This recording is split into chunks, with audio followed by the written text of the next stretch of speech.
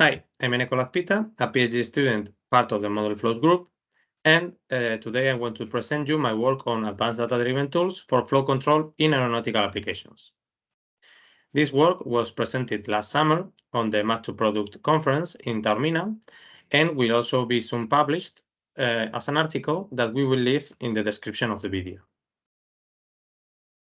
The outline of this work, of this presentation, will be the one that you can see on the screen, where I will introduce you to our problem, then explain the methodology behind the flow control tool.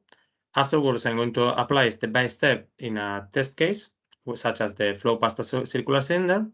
And finally, I'm going to use also this tool for a more complex database, which is the turbulent channel, and give some concluding remarks of all of the presentation.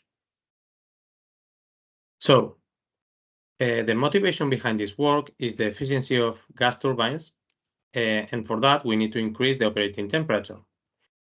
But this creates some problems, such as the melting of the material, high temperature corrosion, creep.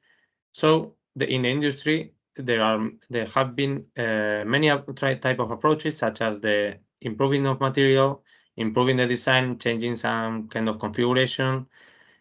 But the one that we will focus on will be the refrigeration approach, which introduces a cooling fluid in these turbines or in its blades. And we will analyze the heat transfer in these channels. Also, in the literature has been studied, structural sensitivity has been studied deeply, which identifies the areas of the fluid where a perturbation produces this kind of big changes. So this will be the strategy we will apply in our flow control tool, but instead of using some classic approach that needs the information of the problem's physics, we will introduce a new strategy which is purely based on data-driven analysis, based on resolvent analysis. So our objectives will be, first, to implement this flow control tool that will be based on data-driven resolvent analysis, and then to apply this tool to design an optimal channel using different configurations, introducing ribs and cavities. So the steps will be for this design, for the design of the optimal channel will be first to obtain the database using run simulations, then to obtain the frequencies and do some pattern analysis using reduced order models, and finally do some structural sensitivity and flow control using our new tool. So for that, first I'm going to introduce you our resolvent analysis tool. But before that, I have to introduce you to two different algorithms that we will be used on this resolvent analysis tool. And that the first one would be the proper orthogonal decomposition, or POD, where we decompose the snapshot matrix into three different matrices, which we can reduce its dimensionality. And if we focus on the left Eigenvector matrix, we will obtain the POD modes that may help us identify spatial patterns. Then, if we want to make a temporal analysis of our database, we can use the higher order dynamic mode decomposition, which decomposes our database into DMD modes using some sliding window process by using the Koopman assumption. And obtain, as I said, these DMD modes, which have an amplitude associated, a growth rate, and a frequency. For more information, examples, and codes, you can go to this book or even to our web. And finally, our resolvent analysis tool, which will be the one that we will use for flow control. And this analysis starts with a forced linear dynamic system, where if we introduce a harmonic forcing, we will obtain a harmonic solution, and finally obtain a particular solution with this shape, where we have this resolvent operator here that we will use further on. This resolvent operator will go through an SVD and Cholesky decomposition, and the outcome of this will be used in the DMD, or in our case, HODMD algorithm, to obtain the forcing and the response modes of the system. So once we know how this flow control tool functions, we want to apply it to a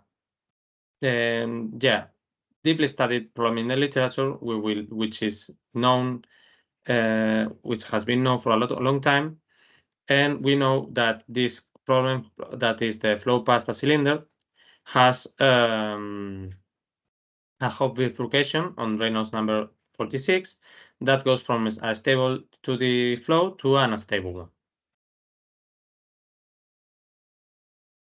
So if we apply a DMD analysis on this, we will obtain a spectrum, and I have to say that the analysis will focus on, first, the linear region of the simulation, since the instabilities appear and grow here. Then also the dominant mode we obtain in the DMD analysis, since it's the one that has the highest growth rate, and thus the associated instabilities to this mode will grow and dominate in the steady state. And finally, also a combination of the different fields, which in this case would be the streamwise and normal velocities using the norm of the mode. Sorry.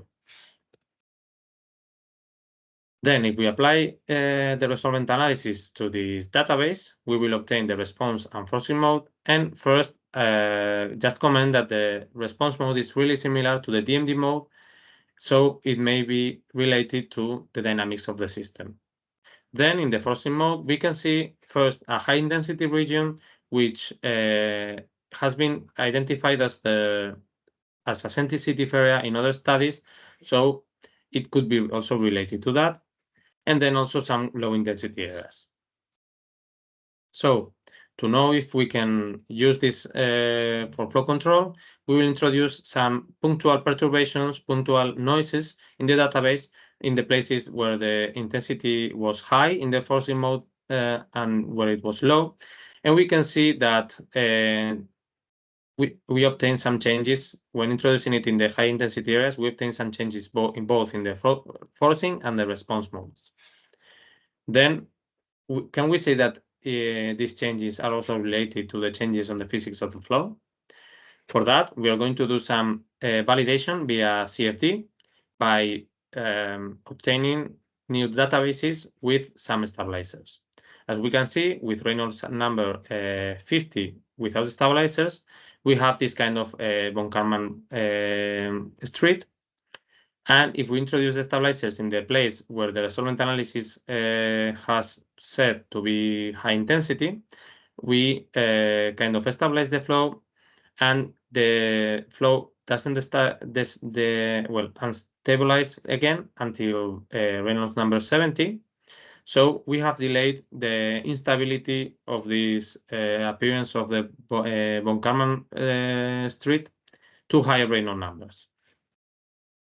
So now that we have seen the application of this tool for a more simplified or more known case, now we want to apply it to a turbulent channel with heat transfer in the walls. And this is also a database, a flow that has been studied in the literature by the von Karman Institute, for example, where they identified different structures or flow features around the rib, and we are going to try to emulate this kind of simulation using RANS and LES, and we can see that we obtain kind of similar structures. So we will apply RANS to study further simulations of this turbulent channel. And before continuing with the analysis of the turbulent channel flow, I want to introduce two different concepts. First, the Nusselt number, which we will use for the heat transfer modes, and that will be normalized with the values of the Nusselt number on a smooth channel without a rib. And then also to introduce you to the Rossiter formula, which we will use to design the cavities, the geometric cavity on our configurations that help, and this equation will help us design these cavities with a certain forcing of certain mode.